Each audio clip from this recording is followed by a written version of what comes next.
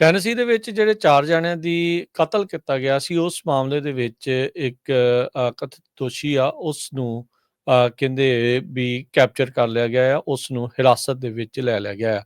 Austin ਡਰੋਮੰਡ ਦੇ ਉੱਤੇ ਦੋਸ਼ ਆ ਵੀ ਕਥਿਤ ਦੋਸ਼ ਆ ਵੀ ਉਸਨੇ 4 ਜਣਿਆਂ ਨੂੰ ਮਾਰ ਦਿੱਤਾ ਸੀ। 28 ਸਾਲਾ ਆਸਟਿਨ ਰੋਬਰਟ ਡਰਮੰਡ ਜੈਕਸਨ ਦੇ ਵਿੱਚ ਕਹਿੰਦੇ ਵੀ ਇਸ ਨੂੰ ਕਸਟਡੀ ਦੇ ਵਿੱਚ ਲਿਆ ਗਿਆ। ਟੈਨੇਸੀ ਬਿਊਰੋ ਆਫ ਇਨਵੈਸਟੀਗੇਸ਼ਨ ਦੇ ਦੁਆਰਾ 1 ਹਫ਼ਤੇ ਤੋਂ ਵੱਧ ਜਿਹੜੀ ਮੈਨ ਹੰਟ ਚੱਲੀ ਤੇ ਫਿਰ ਜਾ ਕੇ ਇਹ ਕਹਿੰਦੇ ਵੀ ਕਾਬੂ ਦੇ ਵਿੱਚ ਆਇਆ ਆ। ਜਿਹੜਾ ਡਰਮੰਡ ਆ ਗ੍ਰਿਫਤਾਰ ਹੋਣ ਤੋਂ ਪਹਿਲਾਂ ਉਸਨੂੰ ਆਰਮਡ ਤੇ ਡੇਂਜਰਸ ਜਿਹੜਾ ਉਹ ਮੰਨਿਆ ਜਾ ਰਿਹਾ ਸੀ।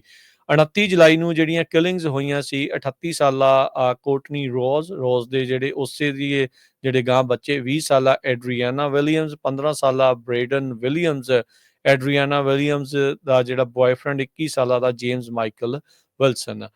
ਸੋ ਕਹਿੰਦੇ ਵੀ ਵਿਕਟਮਸ ਇੱਕ ਲੇਕ ਕਾਉਂਟੀ ਰੋਡ ਦੇ ਲਾਗੇ ਜਿਹੜੀਆਂ ਉਹਨਾਂ ਦੀਆਂ ਲਾਸ਼ਾਂ ਜਿਹੜੀਆਂ ਉਹ ਬਰਾਮਦ ਹੋਈਆਂ ਸੀਗੀਆਂ ਤੇ ਕਹਿੰਦੇ ਵੀ ਸੇਮ ਡੇ ਵਿਲਸਨ ਤੇ ਵਿਲੀਅਮ ਦਾ ਜਿਹੜਾ ਬੇਬੀ ਆ ਉਹ ਕਾਰ ਸੀਟ ਦੇ ਵਿੱਚ ਸੀਗਾ, ਇੱਕ ਰੈਂਡਮ ਇੰਡੀਵਿਜੂਅਲ ਦੀ ਫਰੰਟ ਯਾਰਡ ਦੇ ਜਿਹੜਾ ਉਹ ਵਿੱਚ। ਸੋ ਅਜੇ ਇਸਨੇ ਇਹ ਕਤਲ ਕਿਉਂ ਕੀਤੇ ਆ ਉਸ ਦੀ ਜਾਂਚ ਜਾਰੀ ਆ, ਪਰ 1 ਹਫ਼ਤੇ ਤੋਂ ਵੱਧ ਚੱਲੀ ਮੈਨ ਹੰਟ ਤੋਂ ਬਾਅਦ ਚ ਇਵੈਂਚੁਅਲੀ ਜਿਹੜਾ ਟੈਨੇਸੀ ਬਿਊਰੋ ਆਫ ਇਨਵੈਸਟੀਗੇਸ਼ਨ ਦੇ ਦੁਆਰਾ ਕਥਿਤ ਜਿਹੜਾ ਅਪਰਾਧੀ ਆਸਟਿਨ ਰੋਬਰਟ ਡਰਮੰਡ 28 ਸਾਲਾ, ਉਸ ਨੂੰ ਕਸਟਡੀ ਦੇ ਵਿੱਚ ਹਿਰਾਸਤ ਦੇ ਵਿੱਚ ਲੈ ਲਿਆ ਗਿਆ ਹੈ।